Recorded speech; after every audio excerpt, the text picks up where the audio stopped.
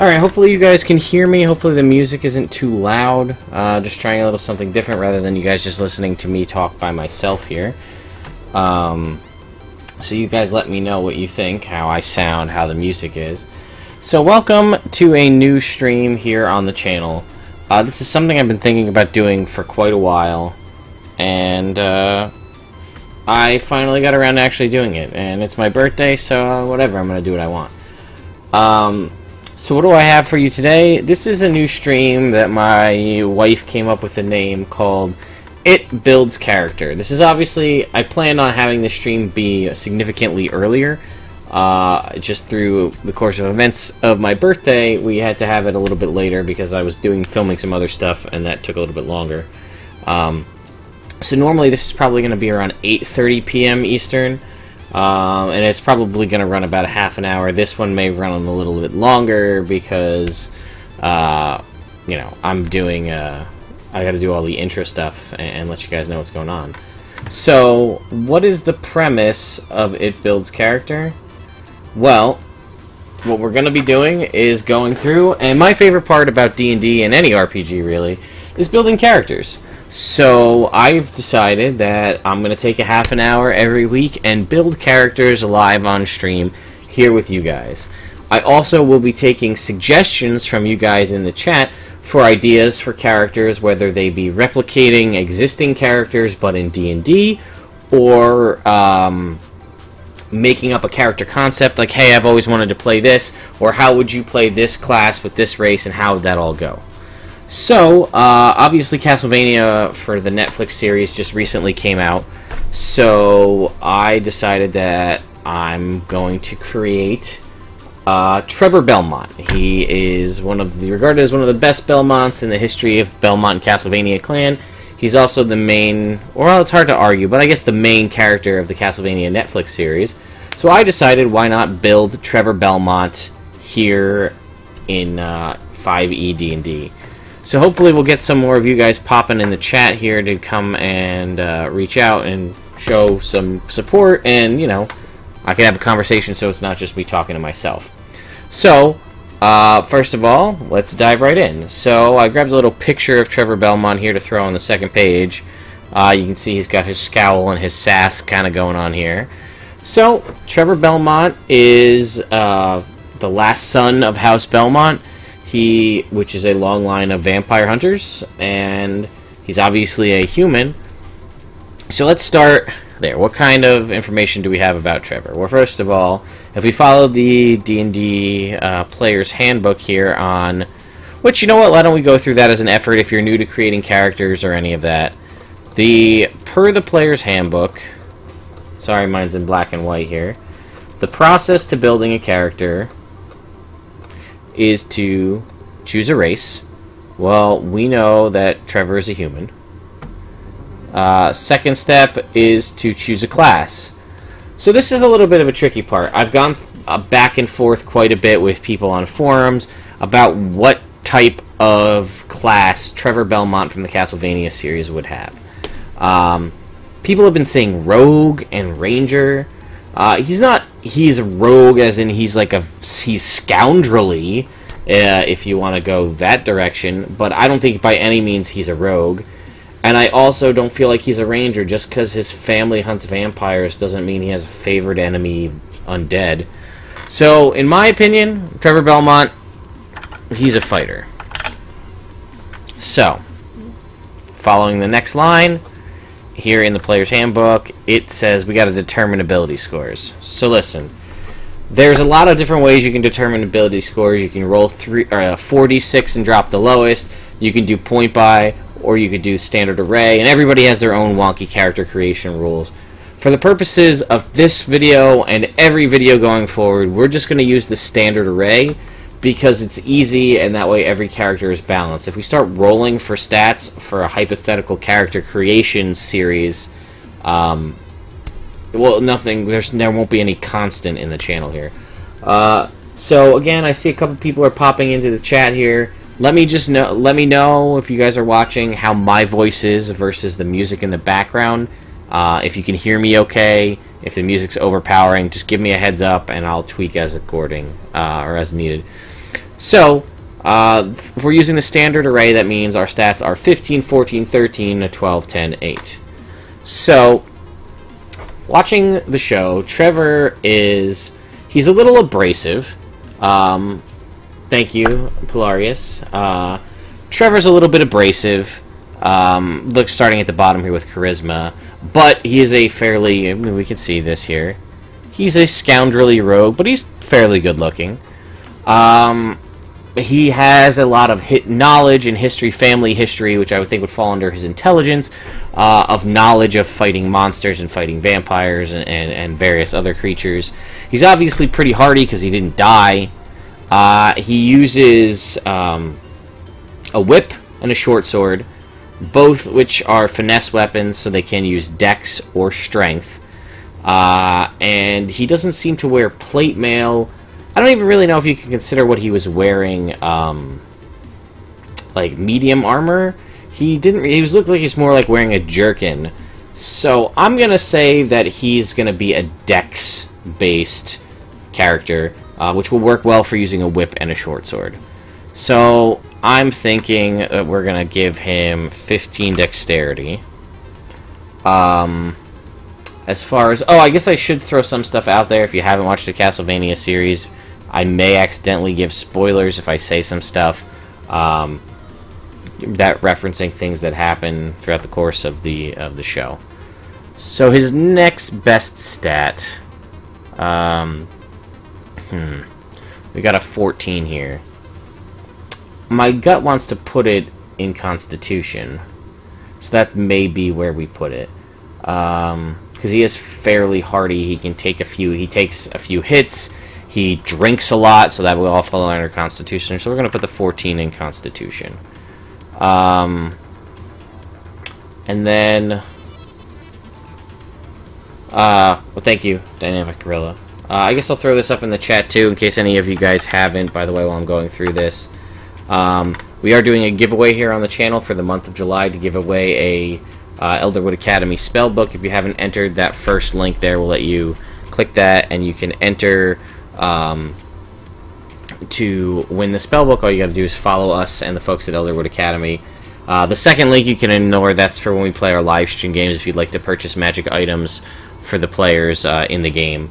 Also, there will be a second prize added shortly, because the folks from Crit Hit Games are going to be giving us condition and combat decks to give out as part of the giveaway. So if you haven't checked it out, I highly recommend it, because there's a lot of ways to enter, and we've got a long time before it goes live officially, or before we draw the final. Alright, so the next stat here is a 13. So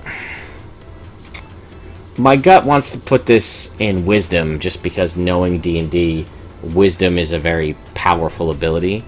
Unfortunately, I don't really know where I want to put the 8. I think we're probably going to end up putting the 8 in Charisma, because that'll represent his abrasiveness. So let's go...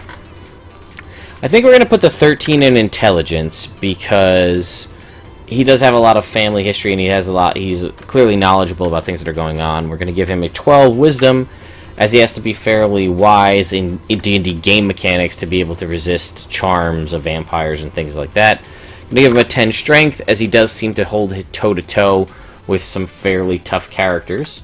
And we'll give him the 8 Charisma here. So we'll go ahead and put in our sub-modifiers. But first of all, he is a human, so he gets a +1 to 2 ability scores. Well, we're obviously going to take the +1 to... ooh, actually, because we are going to be a variant human, so we're going to get a feat.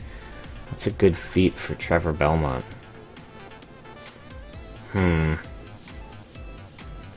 Let's take a look at our feats real quick.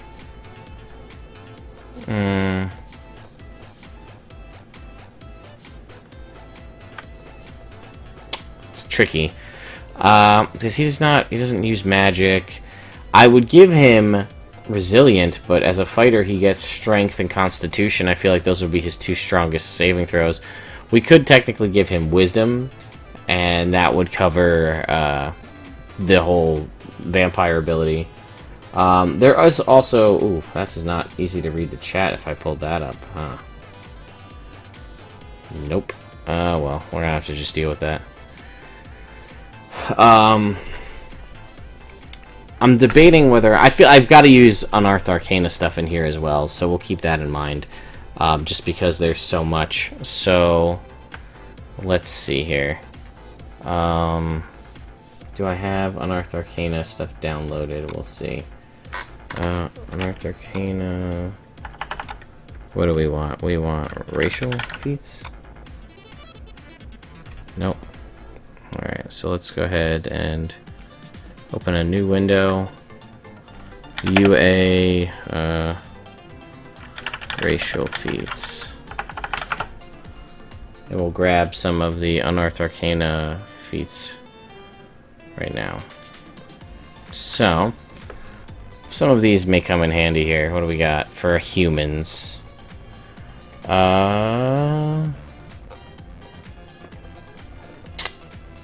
Human determination. That may be where we go for this. Prodigy.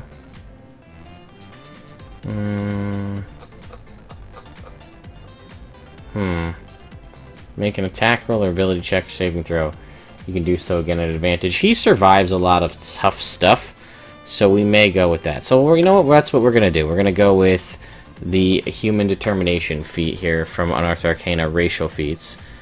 So that's gonna give him a +1 to an ability score of his choosing. So let's say he's gonna get a +1 dex from being a variant human, so that puts him at 3.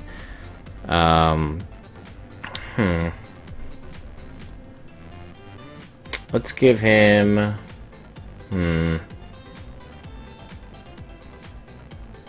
Let's go... Oh, this is tricky. Let's go +1 wisdom, so that's a 13, and we'll go +1 intelligence from his human determination. This is a -1. Alright, so next let's talk about his class. He's a fighter, and I think the best fitting option is the Monster Hunter Fighter from another Unearthed Arcana. It seems obviously to be the one I would go with because they have a focus on fighting and dealing with undead and monsters, and that is basically the Belmont clan in a nutshell, if you ask me. So this works out pretty well. It uses the base chassis of a fighter. It's a subclass. So I think it's a pretty good call. And let's talk about his level. He is able to fight vampires solo. That puts him in the upper echelon, higher level, because to be able to take on a vampire solo in D&D is a fairly rough task. I think a vampire is about a challenge rating 8. So my thoughts are Trevor is a level 11 fighter. That gives him maybe even level 12 if we want to give him an additional ability score. But I'm thinking level 11 because that gives him his 3rd attack as a fighter, and he does a lot of fanciful moves. And that also gives him D10s for his superiority die. So we're going to say he's a level 11 fighter. I'm also going to say that his background is noble. They go into in the series that he's part of House Belmont, or Clan Belmont, one of the noble houses. So that will help us determine what some of our skill choices are. So why don't we go to...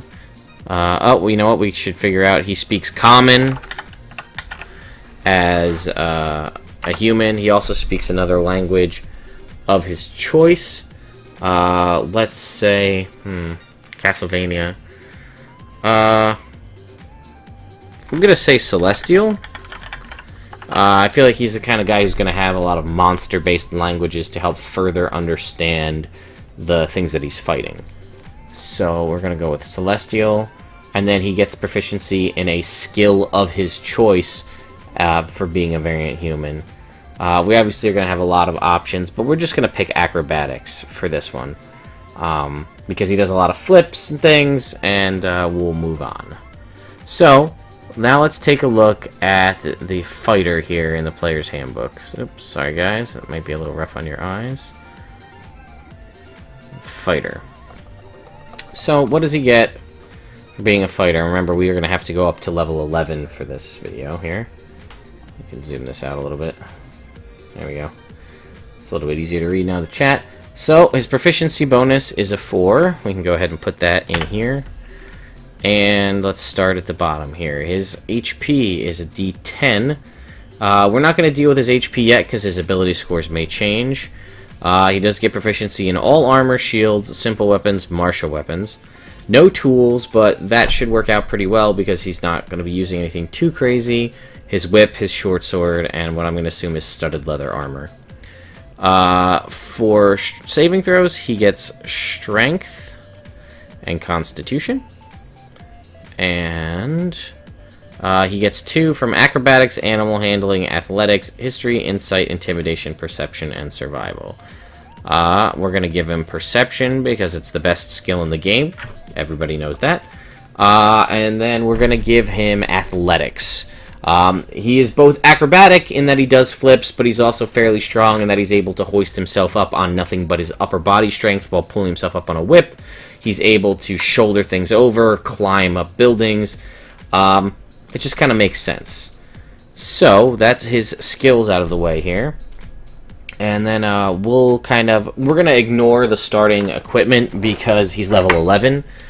You're going to gather equipment over that time. So, alright, what else do we have here? He starts off with a fighting style. Our options as a fighter are all of them. My gut wants me to pick two-weapon fighting as I feel like that's the best move. However, Trevor never actually fights in the series with a whip and the short sword really out at the same time. He wraps the whip around the end of the short sword and uses that as a weapon, but he never really is dual wielding at any point. So I'm going to give him Dueling. So this will give him a +2 on the damage when he's wielding a melee weapon in a single hand. So we're going to give him the Dueling fighting style. He's also going to get Second Wind, which will be a bonus action to heal himself for a D10 plus his fighter level. Which makes sense because he does get his ass handed to him in a couple of situations and he's able to walk away okay. So, Second Wind, 1D10 plus 11 HP, bonus action. He also gets Action Surge, which is Action Surge, additional action once per short rest. Which again will also explain some of the crazy feats that he's able to pull off if he can do an additional action in the terms of 5th edition mechanics. Alright, then we're going to jump over to the Gothic characters Unearthed Arcana because his martial archetype comes online at level 3, which is the Monster Hunter Fighter. So, he gains proficiency in 2 of the following skills: Arcana, History, Insight, Investigation, Nature, or Perception. We are going to give him Arcana because he understands the supernatural. And let's see, we already have Perception. It's sort of a toss-up between Insight, Investigation, and History.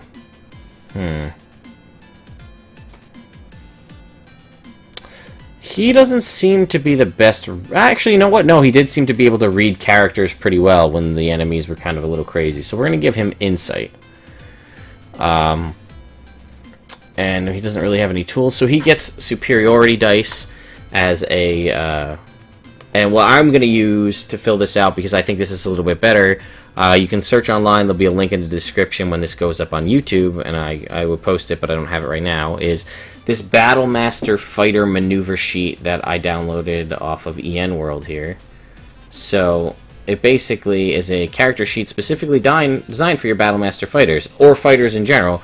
You can see you have your Second Wind that you can bubble, your Action Surges, your Superiority Dice, your Indomitable features, and then you can put your maneuvers known, what size, how many dice you have available, your superiority die type, and then the DC for those. So this is Trevor Belmont. And he has specific, unlike a true Battlemaster fighter who gets to pick their maneuvers, he doesn't get to pick, they're automatically decided for him. So, at level 3, he has 4 superiority dice that are D8s. So he's got D8, and he's got 4. And we have... When you make a weapon attack against a creature, you can roll 1 superiority die and add it to the attack. You can do this before or after making the... You can use this ability before or after making the roll, but before any of the effects are applied. Oy, that does not format well at all. Alright, well... That's not... We'll just have to see what do we got here. Well,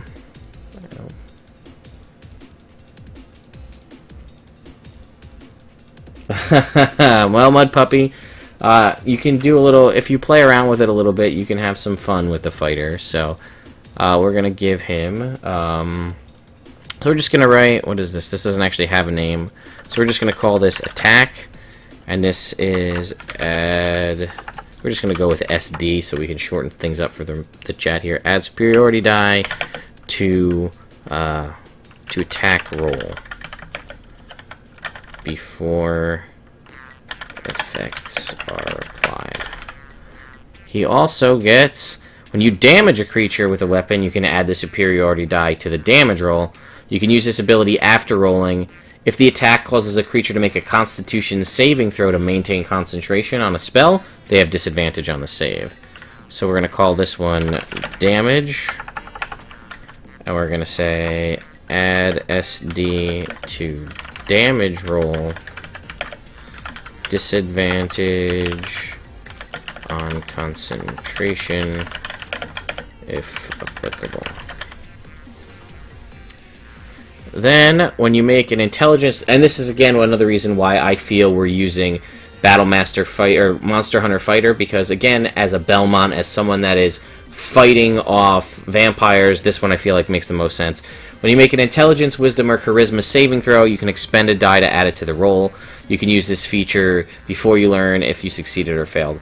Not so much the Intelligence or Charisma save, although certain vampires do have Charisma-based charms, i.e. Strahd von Zarvich, which would be, I guess, the closest thing to a Dracula in, Hey, thank you, DJ. Thanks for the happy birthday wishes. Yeah, it was a great one, you know. Went to work, filmed a review of Castlevania, and now I'm doing a how to build one of the Castlevania characters. It's a great day. Alright, so we're gonna say saving throw. Add SD to int wiz or cha saving throws before pass fail. And then the final one here is when you make a perception check to detect a hidden creature or object, or an insight check to determine if someone is lying, you can expend a superiority die and add it to the roll before you succeed or fail. This will work because in one of the scenes there is a character that he's fighting that is teleporting around and appearing behind him and in front of him, and he kind of does that cool, like, I'm a trained vampire hunter, I know he's going to appear behind me, but I look over here and then I turn around and I go after him. So we're going to do that. Oh man, did we get... yeah, so let's go with... Oh, thank you, Mud Puppy, for the cheer. And dealing a very minimal amount of damage, oops, to the my awful desktop there. Dealing a minimal amount of damage to the boss there. But, hey, every little bit counts. For some reason, the boss keeps resetting on me, and I don't know why. The bit boss right below me right here is supposed to stay persistent, but I don't know why it didn't. Right, so we're gonna say check add SD to perception or insight before pass/fail. Insight, we're gonna say lying, and it was what, hidden creatures?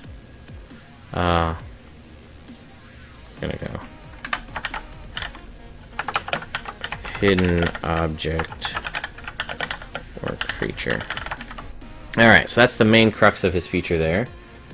And we also get Hunter's Mysticism, which gives him a little bit of magic, which I don't think is unreasonable given what he has. So he's going to get Detect Magic as a ritual, and Protection from Good and Evil once per long rest.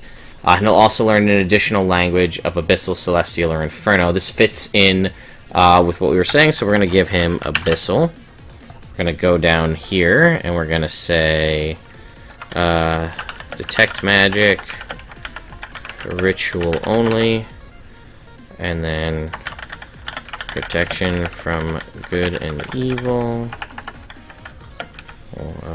once per day. And that uses Wisdom is the spellcasting mod. So we'll go back here, and spellcasting mod is Wisdom, and we'll fill out the rest when we get there. And we got that. So let's jump back to our player's handbook. At level 4, he gets an ability score improvement. So what ability score improvement are we going to give to Trevor here? Well, I think we're going to start here by making his dexterity an 18. So that's going to go up to a 4. That solves that. At 5th level, he's a fighter, so he's going to get extra attack. So we're going to go extra attack. Then, what's next on his list here? Extra attack. At 6th level, we get another ability score improvement. Well, we're going to take 32. We're going to take our dexterity up to 20. He's going to max out his dexterity. That's what he's using to wield with his whip and his short sword, which I'm going to put short sword and whip in here, and we'll fill out the information later. Back here at 7th level, he gets his martial archetype ability, and this, I think, again, super big, especially with the whip itself, is the Monster Slayer ability. So whenever he expends a superiority die to add it to a damage roll, he can expend 2 instead of 1, but they're still pulled from his regular list, which at 7th level he gets another superiority die, so this goes up to 5. But we're going to put in here Hunter's Mysticism, spend 2 SD when rolling damage. And the big thing, the main reason why I want to do this, you know, DJ, I have seen More Purple, More Better. I've seen that they exist. I actually haven't downloaded them myself, but I have heard very good things for More Purple, More Better. Zelda Master, because the way I'm building it I would agree with you initially. That was my initial plan, was to do a paladin instead of a fighter. But the way they're portraying Trevor Belmont in the Castlevania Netflix series, he is not pious. He is anti-church in general. And I mean, granted, I know it's D&D, so gods, but I'm going to rectify some of the things I think that would be paladin-esque in some of his items, which will be the last thing we work on. Because originally, I would think as well, smiting makes a lot of sense for a Belmont, but some of that's going to be handled in the Battlemaster Fighter, not the Battlemaster, this Monster Slayer feature right here, which I actually have to change on the sheet. But the main thing is, if the target you attack is an Aberration Fey, Fiend, because if they fight demons, or Undead, you deal maximum damage with your dice instead of rolling. So that's almost the equivalent of a smite, because it's just extra damage flat out. So we're going to go back here, and this was actually, what was it called? Monster Slayer. Monster Slayer. And then if Aberration, Fey, Fiend... So there's another one in there. Fey, Fiend... Oh, no. Let's see. Or Undead... max damage. So the reason I'm saying that is, at the level he's at right now, it's a D8. So if you were to roll and add it to your damage roll against a Aberration, Fey, Fiend, or probably in this case an Undead, it would do 2d8 damage, but it would deal the maximum amount, which would just be 16. And then if you were to say crit on that, it does the maximum amount of 4d8, meaning you're just doing a flat base 32 damage. Not bad. And very targeted to the kind of Belmont mindset. So that's where I'm sort of making up for some of the Paladin smiting ability. And also, Trevor Belmont specifically is not like a caster. Other Belmonts do have magic. Different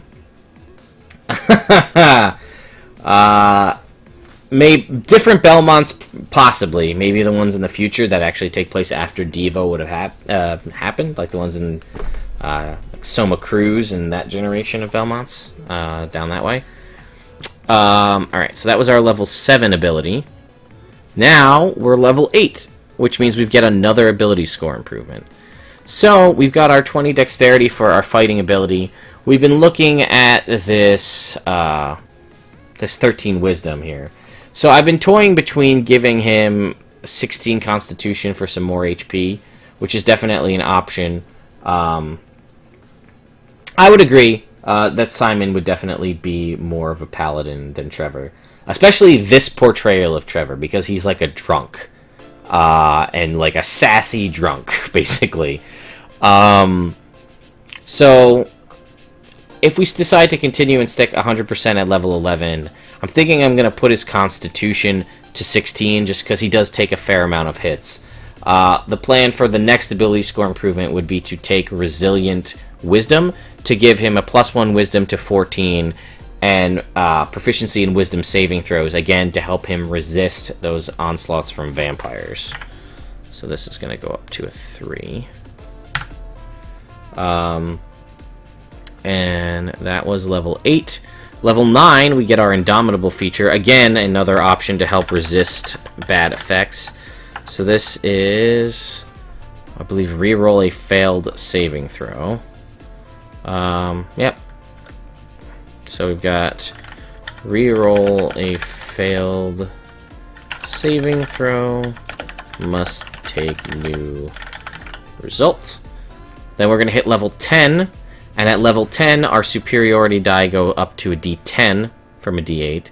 So now, in that example, we are doing 20 damage if we roll against the Fey, Fiend, Aberration, or Undead, or 40 damage if we were to say crit. Chubby Kobold Gaming, yes, the tough feat is also nice. I would probably add that later on. He is a fighter, so he's going to get a lot more feats. It's also hard to say, based on the Netflix series, since we only get to see him in action a little bit towards the end, how high level he is.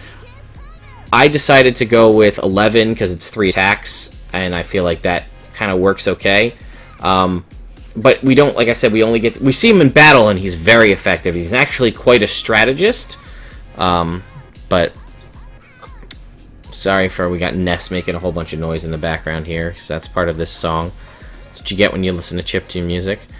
And then lastly, at level 11, we get our extra attack for 2 attacks. So now we're going to continue. So we have all of our class information here. So now we can kind of start to add some stuff up here. So our strength saving throws are a 4. Dex saving throws are a 5. Con is 7. Intelligence is 2. Wisdom is 1. Charisma is -1. Yeah, you're damn right. Castlevania 3. You know, I still can't beat Castlevania 3 to this day. I haven't gone back in about 8 years. So I really should give it another shot just to see. So our acrobatics is a 9. Animal handling is a 1. Our arcana is a 5. Our athletics is a 4. -1 for deception. 2 for history. We're going to go back because we still got to get his background stuff, so we may have to adjust some of these. Wisdom is 5. -1 intimidation. Not very intimidating, I guess. Wisdom, that's that. Perception is a 5. -1. -1 for persuasion. 2 for religion. 5 for sleight of hand. 5 for stealth. 1 for survival. And then 15.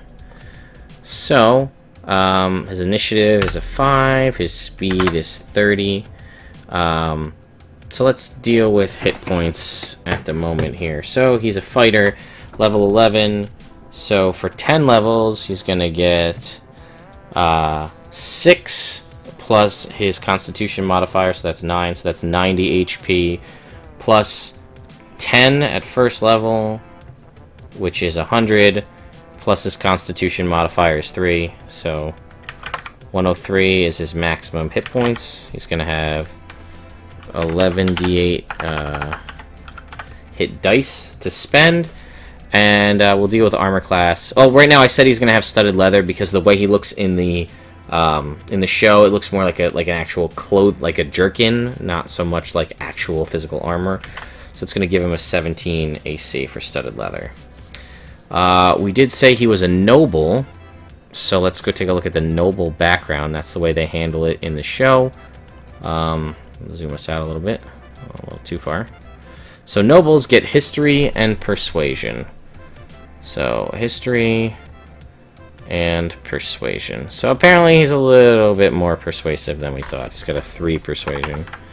And his history is a 6, which makes sense because he does talk about reading from the family bestiary and recalling all this information in mid-combat, no less. Alright, so let's take a look at our, because this is the information you're going to want to have here for your role-playing aspects. We kind of already know what Trevor's are from the show, but let's take a look and see if we can't fit any of the ones that are here. Personality trait. My eloquent flattery, he doesn't flatter anybody. I take great pains to always look my best and follow the latest fashions. I don't like to get my hands dirty. Alright, this one right here. Despite my noble birth, I do not place myself above other folk. We all have the same blood. That's relatively fitting into what he has going on in the series. Ideal. Respect is due to me because of my position. It is my duty to respect the authority of those above me. I must prove that I can handle myself without the coddling of my family. If I can attain more power, no one will tell me what to do. Blood runs thicker than water.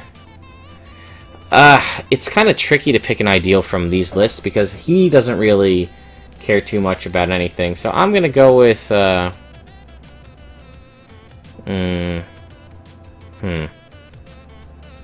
It's a little bit tricky.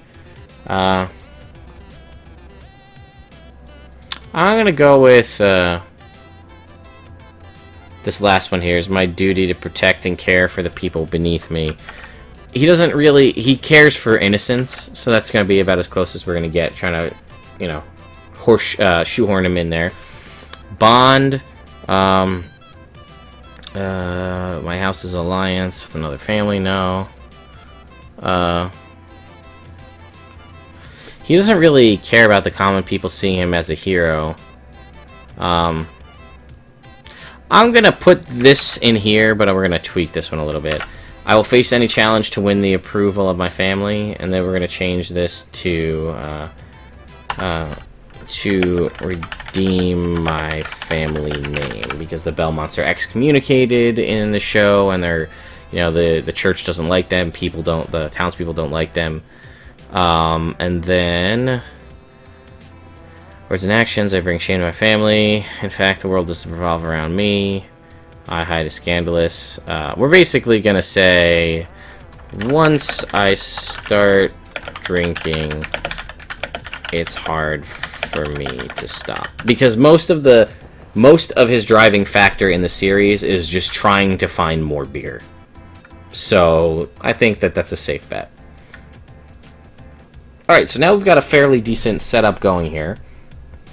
Alignment for Trevor Belmont in this series, I'm going to go with chaotic good, because he gets into a bar brawl with a bunch of people when he could have just walked away, but he really wanted to get that extra beer, and the guy wouldn't give it to him, and then people found out who he was, and he got into a fight. Then he made his way to a nearby town, where they were being attacked by Dracula's minions, but he doesn't really want to deal with people that are in support of the church, because they ruined his family, kicked him out, burnt his fields, kicked him out of his ancestral home.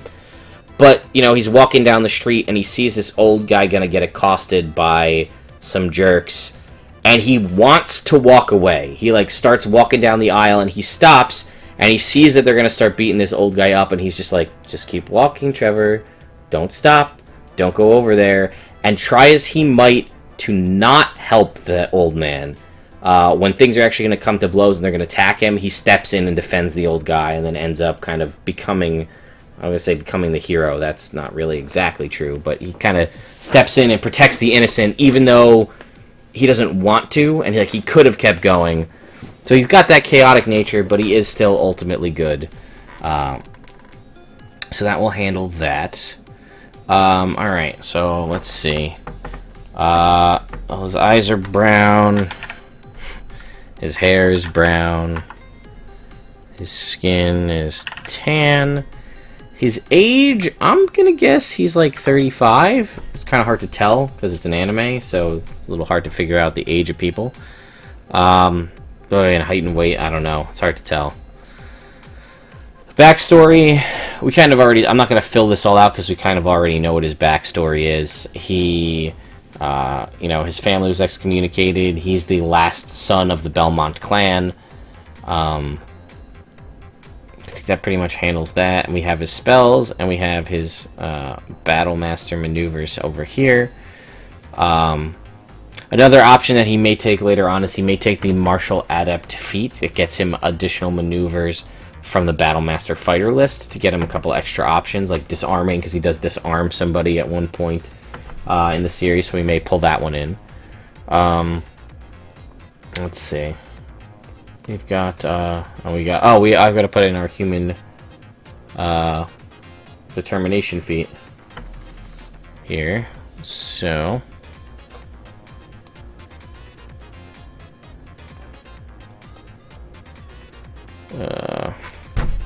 let's go, we'll put it over here. Human determination.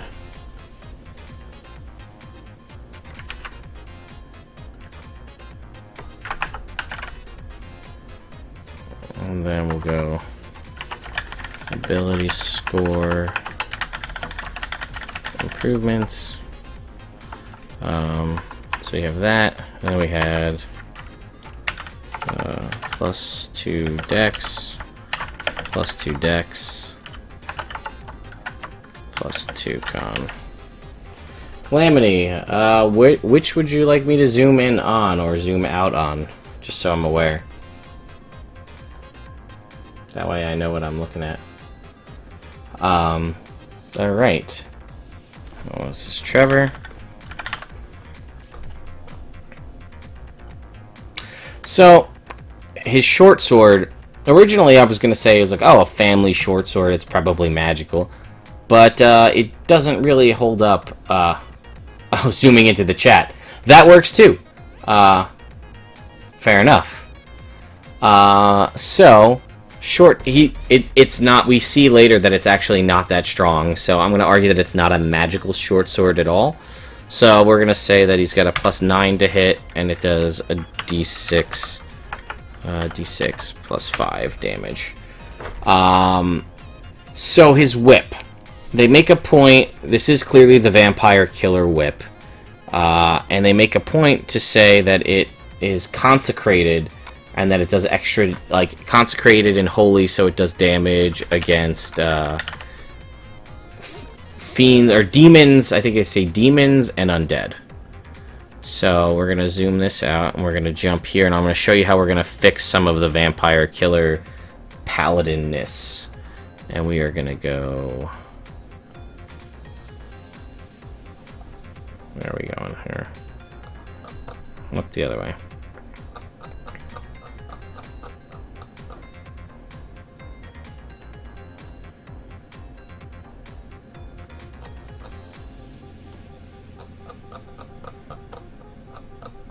Right here.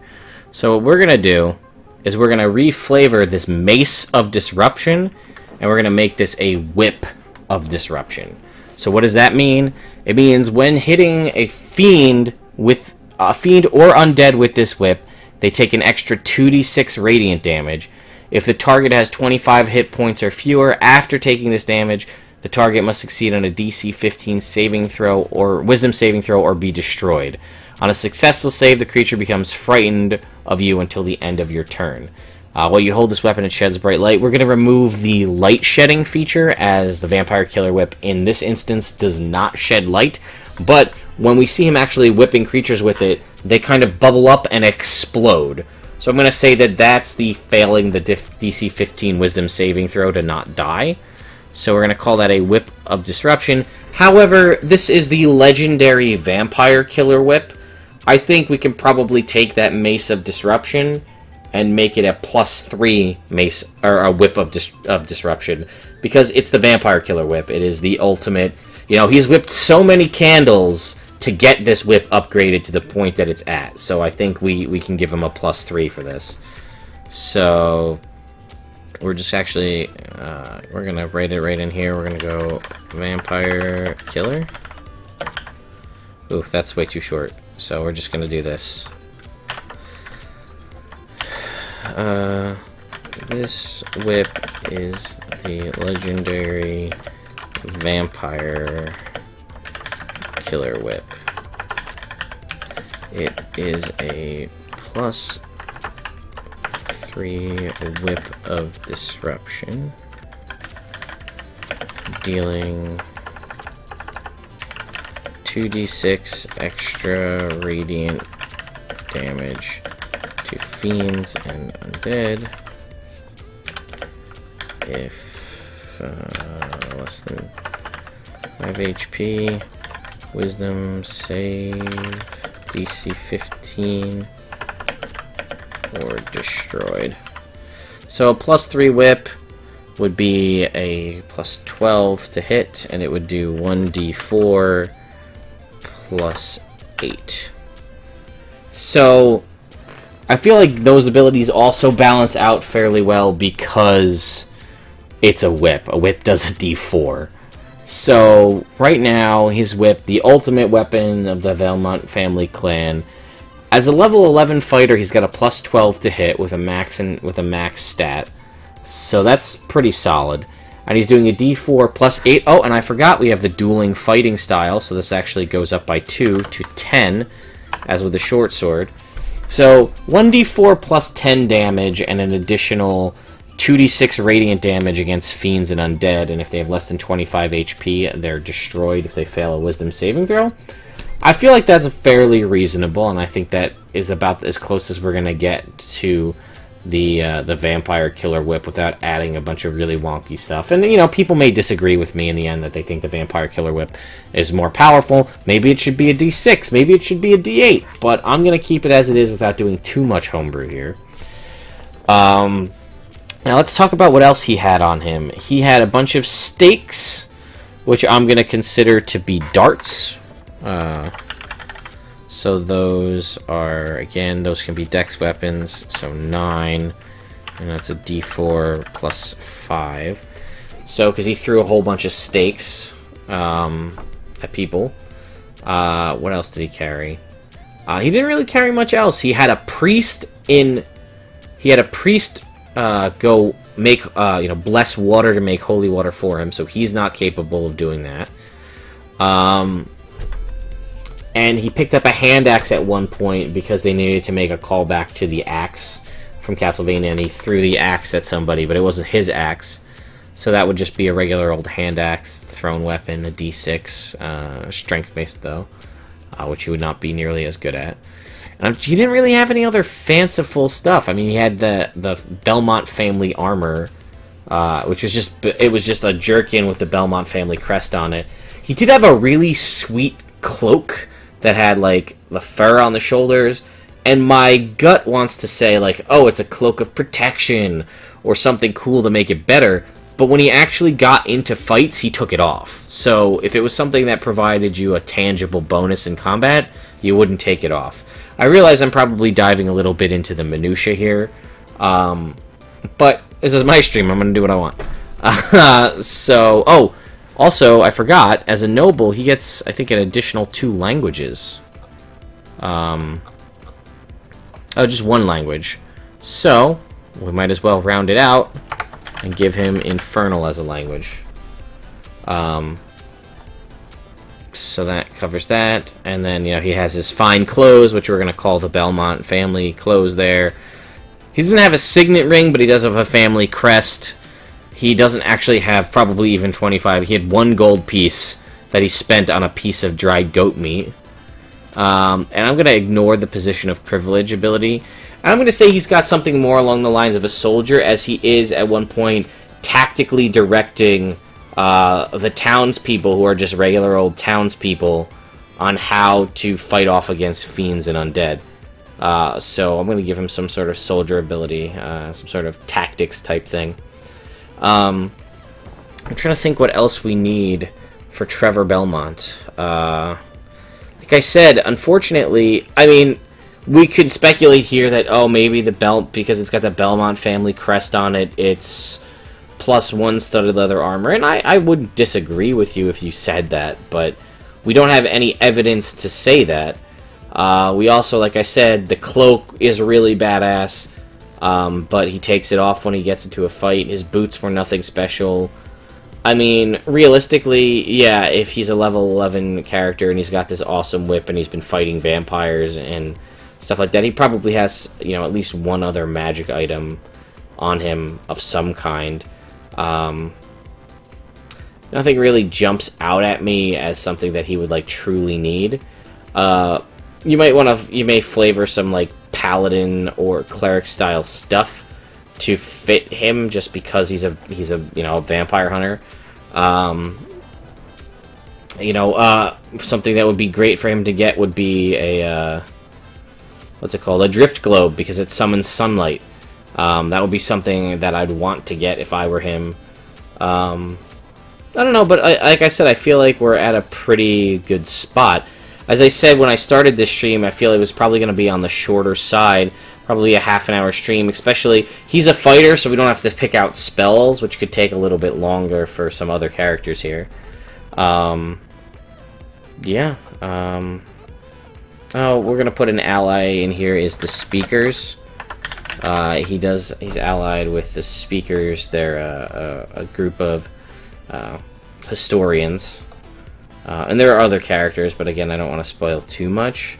Oh, and we did know that this is a wisdom saving throw, or wisdom base, so it's 8 plus his wisdom, which is 1, 9. So he's got a 13 here, and a 5 for his spell attack bonus. Again, he's not going to use them, because protection from good and evil, I don't believe. It may have a saving throw, but I'm not sure.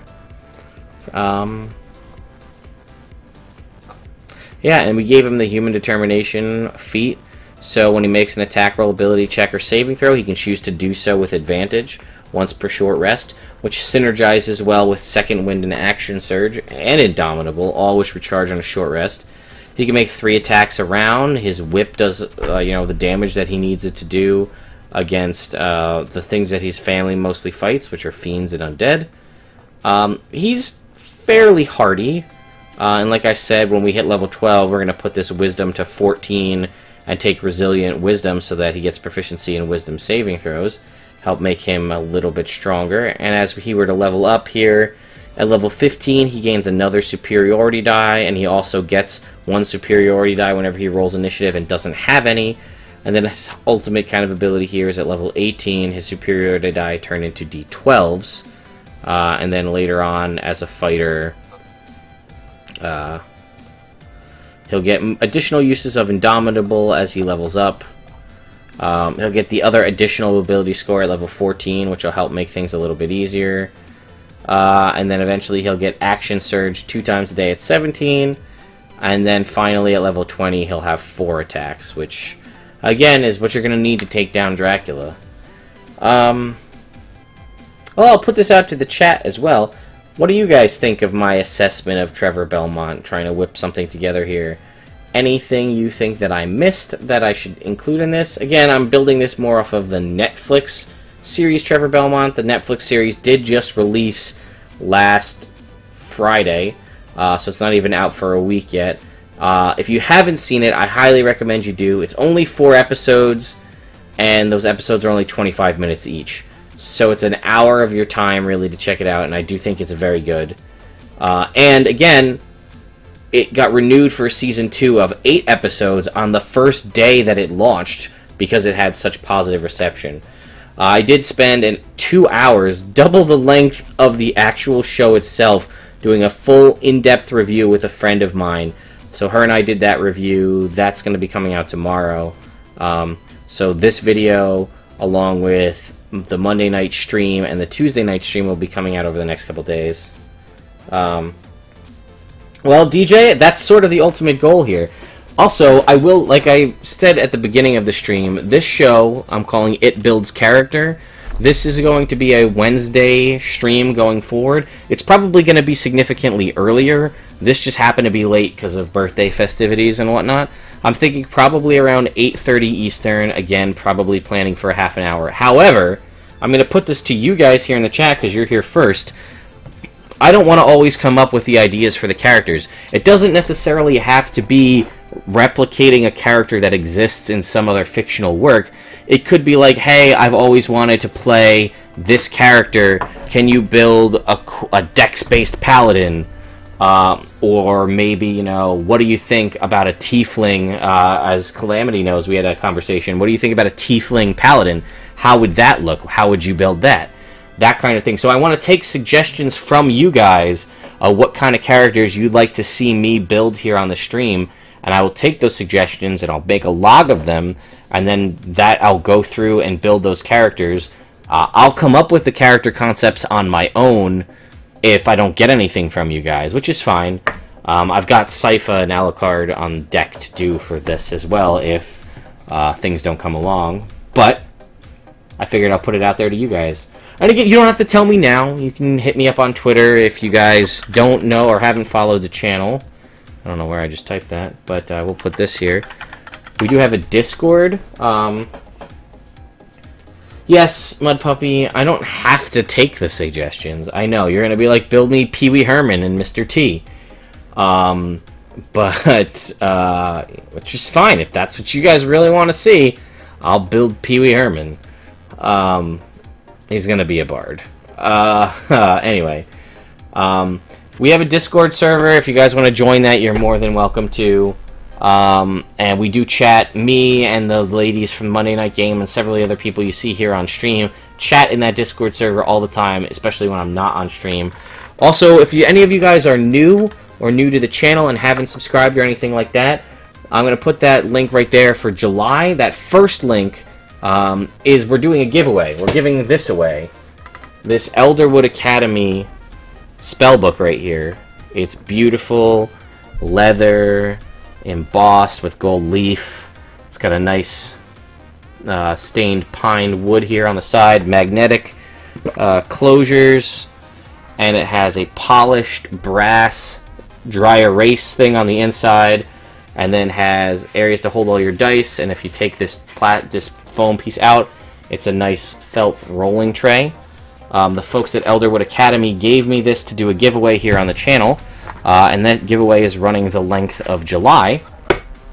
And you guys can go ahead and click the link in the that first link there to enter in to win. All you have to do is basically follow us on social medias and things like that, as well as following Elderwood Academy. It's all on the link there. And that'll enter you to win this. It goes till the end of July. So you have until July 31st at 11:59 Eastern to enter to win this. You can refer friends. If you refer friends and they click on your link, it gets you additional entries. If you subscribe here to the channel on Twitch and want to pay to be a Twitch subscriber, it gets you an extra 10 entries into that as well. But you can do things just like you can get a daily entry just by coming back and clicking on it, visiting us on Facebook and Instagram and Pinterest, I think. I don't know. I put every social media we have. So those are all ways for you to enter and to win this. And the super nice folks at Crit Hit Games also donated to give us combat and condition cards. I'm going to make a separate video about that. That's going to be our second place prize. So there won't just be one grand prize winner after all. There will be 2 winners at the moment, maybe more. And lastly, before I bring this stream to a close, is all of our campaign-based streams, not this stream, but the games where we're actually streaming a playthrough of D&D, a live playthrough anyway. We will be giving away stuff live in the stream. So far, we've given away a D&D character folio. We gave away a set of the Polyhero Warrior dice. And last night was an Elderwood Academy keychain and a folder, the D&D character sheets official folder with all the character sheets in it. We gave that away last night. So this coming Sunday, speaking of Castlevania, speaking of Dracula, speaking of undead, this Sunday, what is that? July 16th at 10 a.m. Eastern, we're going to be doing our 5 to 7 hour stream of Curse of Strahd, picking up where we left off last time we played. So be on the lookout for that. And during that stream, we're also going to be doing a giveaway of something very excited. It's contained in this box, but I'm not going to show it to you for too long because I don't want you to figure out what it is. But you can click here to go to our Curse of Strahd. Let's see some more stuff about our Curse of Strahd game. There's been 2 seasons. Funny enough, my Season 1 character was a paladin who fought with a whip. Wonder where I got that idea from. I want to give a PC of Trevor Belmont as a magic item. No, unfortunately, Trevor Belmont is not on the list of magic items. And again, to that same July link, if you guys are watching during the live streams and you like to spend Twitch bits or IRL money, you can buy, for the month of July anyway, you can buy characters in those games, rolls on the magic item tables. So, I think this is fun. This is a fun little experiment. It took a little bit longer.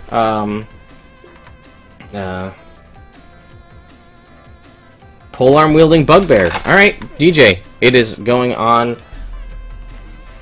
this list of piece of paper I found. So, Polearm Bugbear for that 15-foot reach. Got it.